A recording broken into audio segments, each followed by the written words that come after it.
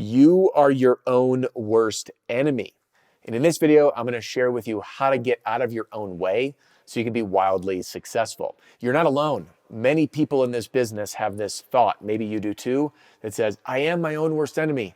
I have confidence, it goes away. I struggle to regain it, and then once I do, I struggle to hang on to it. And your motivation goes up and down like a roller coaster. Now, this stands in the way of you performing at your best, just like it did for Travis. So what you're about to watch is Travis and my one-on-one coaching session. I offer these, I call them Roofing Sales Rescue, exclusively to members of the Roofing and Solar Reform Alliance. And despite the fact that Travis is in his first year, he's already signed 65 contracts. The guy's on his way to an incredibly successful year. But he said to me that he's his own worst enemy and he keeps getting in his own way because he wants to find a way to stay motivated. I share in this interview that I believe that motivation is a crock of garbage because it is fleeting up and down. And what I share with him, which you're about to watch, is a new way, an entirely new way to look at motivation so you can stay motivated without ever being motivated or having to think about motivation ever again. Now, I realize that sounds weird and crazy, but believe me, when you watch me explain these 3 steps in this video, it's going to make sense to you. And I hope that it helps you get out of your own way so you can smash your income goal and give every customer an amazing experience. Now let's get to it.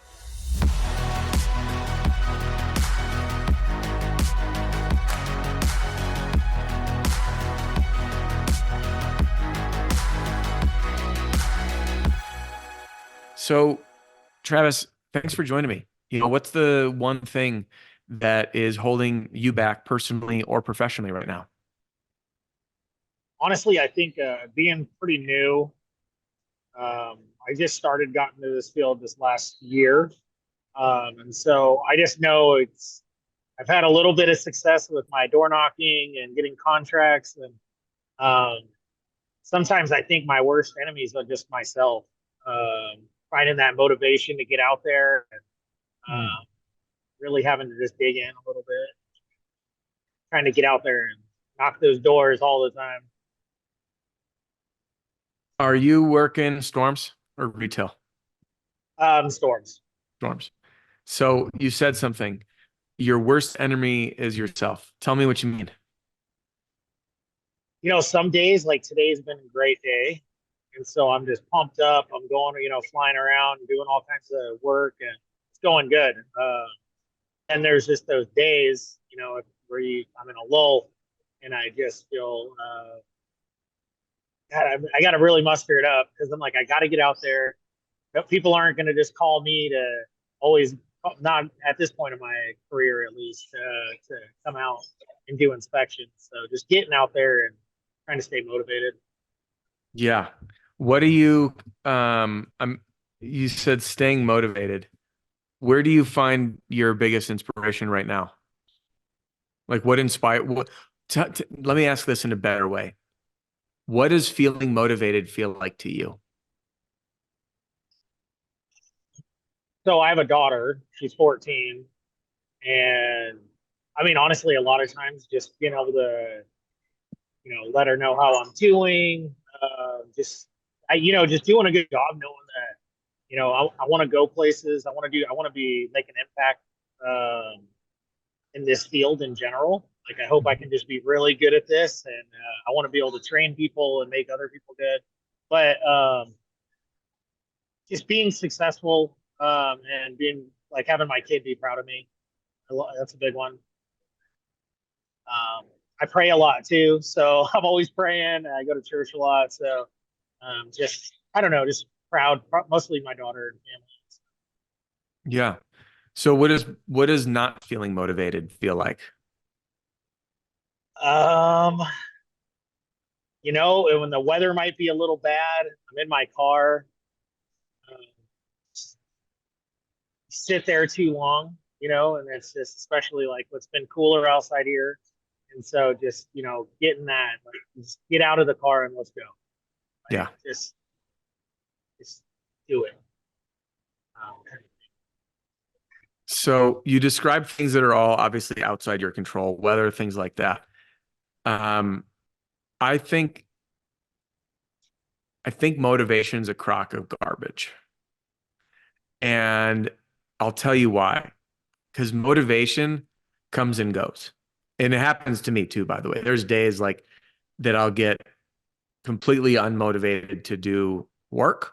And there's days that I wake up that I'm not motivated to do a damn thing. And I don't know, does that ever happen to you? Do you ever wake up and you're like, I just don't want to do anything? Like I just want to do nothing. Am I a total loser, or do you have these experiences also? You can call me a loser too. It's okay. No, we're both losers. Yeah, I it happens, feel right? Like that. Yeah, it it's does. normal. Like there's certain days you just don't want to do it. And what I found is like so many of us, myself included, I spent years trying to tap into motivation. How do I stay motivated? But motivation comes and goes. And if we try to rely on motivation, it'll fail us because there are days where things are beyond our control. We're not motivated when it's raining out. We're not motivated when we got yelled at by a customer. We're not motivated to go to work when we have an issue with our kid or our wife or something. We're not motivated to go to work when we have bad news or we don't feel well. And all of that goes out the window. So to try to rely on something that is a very inconsistent resource is kind of this fallacy in approaching sales in life. And I would challenge you to replace the word motivation with the word discipline, because discipline doesn't matter if you're motivated. Discipline means you're doing the same things all the time, no matter what. And then we go one step deeper. And I wonder if I have it on my shelf. I just set up my books on my bookshelf. Um, yeah, right here.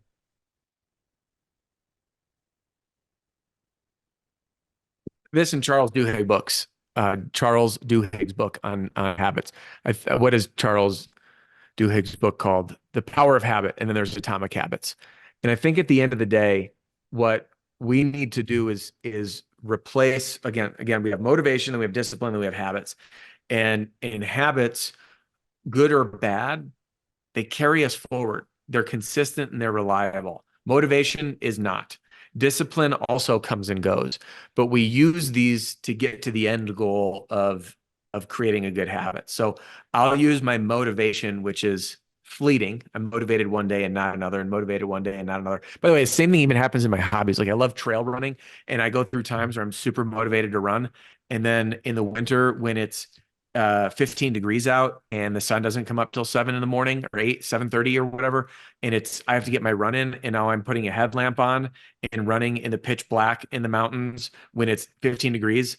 I don't like wake up like, oh, I'm so excited to go from my cozy warm bed resting to frigid temperatures in the dark by myself running in the mountains. Like there's absolutely no motivation. But it's like today, like 55 degrees, sunny, beautiful, like cool, crisp air. I'm motivated. So I'm going to carry that motivation to then have discipline to say, hey, I'm going to do this every day. And you can create even a small, I like doing short windows of time of short challenges. So the motivation that dwindles, instead of being like for the rest of the year, I'm going to do this, like do it for the next 3 days or the next week, because it's much easier to just put blinders on and think of conquering it in a short window. Similar to like, if someone were to quit drinking, you don't think about quitting for the next forever. I quit drinking. I quit. What did I think about the next day, right now, making today's like this decision, the same decision over and over again. So we use the motivation energy to then have discipline. And as we have discipline, we start doing the same things over and over again. And then we create habits, and the habits will carry us forward, good or evil. Evil habits, which I had: end of workday, drink. Happy, drink. Sad, drink. Right? Celebrate, drink. But those habits, um, again, there's good habits and bad habits. Other like bad habits, like if you pick up your phone the first thing in the morning because it's on your end table and you're into it, like that's a habit. We get a choice to create habits. So I think our goal is not to amp up motivation, but it's to have a deeper sense of why and purpose, and then allow us to create habits that carry us towards our purpose and our why, regardless of the motivation. And we just look at work as a habit. I have a habit of waking up every day. I have a habit of spending my mornings, in my pipeline in CRM. I have a habit of showing up at neighborhoods by 3:30 p.m. I have a habit of knocking at least 50 doors or 100 doors, whatever the number is. And I have a habit of ending my day by planning tomorrow. And I have a habit of every time I sign a deal, I follow the system where I ask for referrals and I do this. And then that way you don't need motivation. It's just like, that's the habit. That's what I do every day. And anyway, so I just want to share that with you, that I think The easiest way to get over, as you put, the worst enemy is yourself, is to get yourself out of the way and let your habits replace your your own enemy. Actually, that sounds really good too. I have that audiobook app, so I think I'm Oh, gonna nice. like go on there and download because I get a book every month. So I Yeah, think I'm gonna get that one today and maybe start taking a look at that. that's a good one. So James Clear, which is interesting. I think this is actually the best-selling uh, nonfiction book in U.S. or I think it was either U.S. or world history. I forget. Um, but anyway, yeah, an easy way and proven way to build good habits and break bad ones. I really liked Charles Duhigg's book, The Power of Habit, as well. I know. Anyway, listen to the samples of both and pick the one that'll be the most the one that resonates with you. Because at the end of the day, they're very similar in their approach, in the philosophy, because they break down the science of what creates good habits and bad habits. And changing habits sucks. But the one thing I will share on this, and then we'll go on, is there's an analogy that I heard, and I don't remember who I can attribute this to, but like sending a rocket into space, the hardest part is getting off the ground. And if you look at space travel, to get into space, all of the fuel and energy is at the very beginning to get the rocket off the ground. Once it's off the ground, the energy consumption is a little lower because it's not accelerating from zero to speed. It has to sustain speed. But then once it gets out of our atmosphere, gravity takes over. So that's kind of the same analogy of like creating habits is they take a boatload of energy to start. And you're thinking about, I gotta go do the new thing and I gotta do this.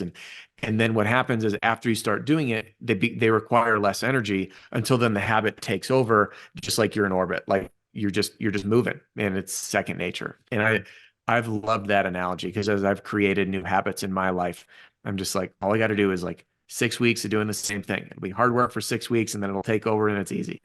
So anyway, but what else can I help you with? You had your worst enemy, finding motivation, and staying motivated. Did we not? Did we? Is there anything we didn't touch? I think you know because that helps a lot. Because in all reality, I'm trying to. I just got a personal trainer, so I'm on like this new workout. Like I'm supposed to go to the gym every morning. I have 4 days I'm supposed to lift, 3 cardio days. I have this set eating plan and everything. And I think now think of it like that way. I'm just gonna try to instead of thinking of this for like, oh, I got this for 12 weeks. I think even just hearing that, I'm gonna just try to do it like day by day. You Yeah. know, just Well, start doing it. Hey, one day at a time. Let's get the first day, and then, like you said, maybe try to start making it a habit. yeah. Tim, is there someone either at the company or let's start there. Is there someone at the company that would join you on this mission? To start doing these things. Yeah. I got a couple guys that would probably join. I would like to challenge you to start a WhatsApp group or a group text with them and say, hey, who's in? I'm doing this. Because the reason I don't remember the exact stat, it's 80 to 90% of people that set goals are more likely to achieve them if they tell other people about them. And just like when you mentioned, I brought this up because when you mentioned that you got a personal trainer, I mean, people get personal trainers for one reason, accountability. Yeah, exactly. I mean, it's really easy to skip a gym day when no one's watching. It's really easy. But when you paid for it, it's also, there's a saying, when you pay attention, which I think is really true.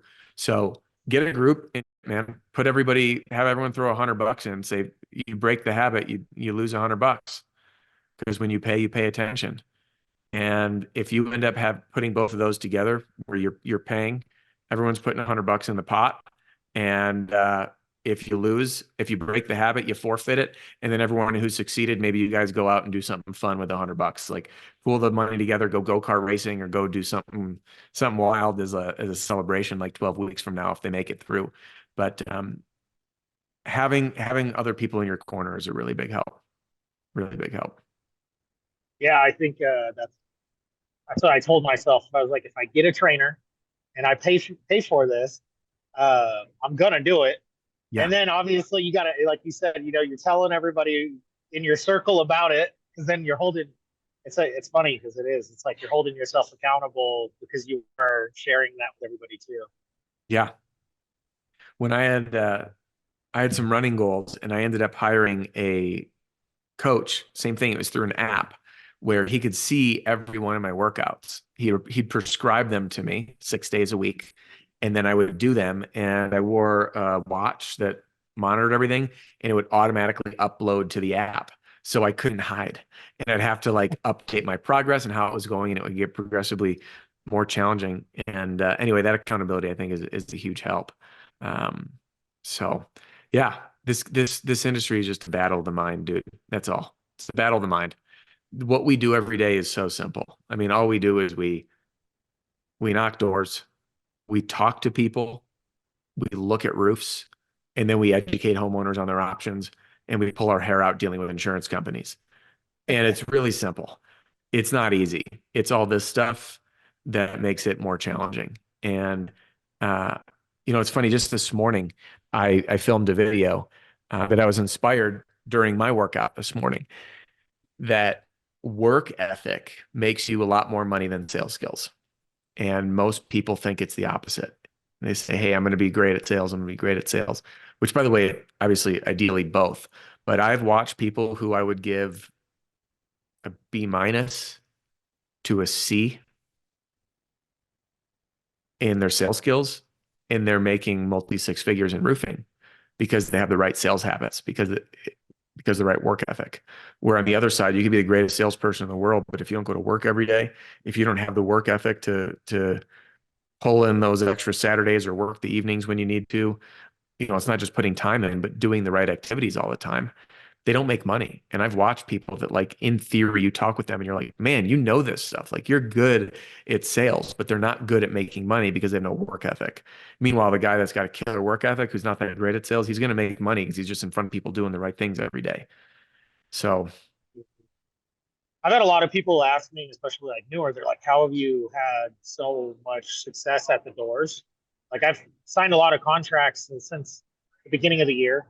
And then now I'm starting to get my builds. I just like closed out my first job today, like which just felt really good. And congrats. but it's so hard to explain to. It's not hard, but it's like I just don't stop going. Like I work when I'm at home. If I'm just I'm a single guy, I'm at home. I'm on my couch going through all my files or like whatever I'm doing that I need to touch.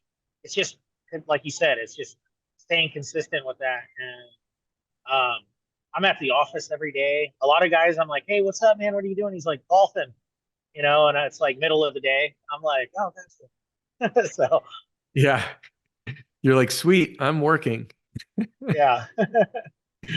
Don't get me wrong. It's great to take a break. Like we need to treat ourselves to stuff, but I know what you mean. There are some people that have a tendency that, I mean, hey, that's the beauty. Everyone's got their own choice, right? Some people just, they want the flexibility and they're going to work a little bit, but you get what you put out. And as Brian Tracy says, you get what you have to be willing to pay the price.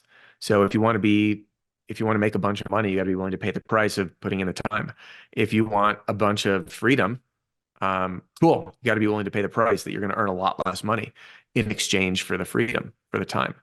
And you just pick one. And there's no wrong answer, but you got to do what's right for you.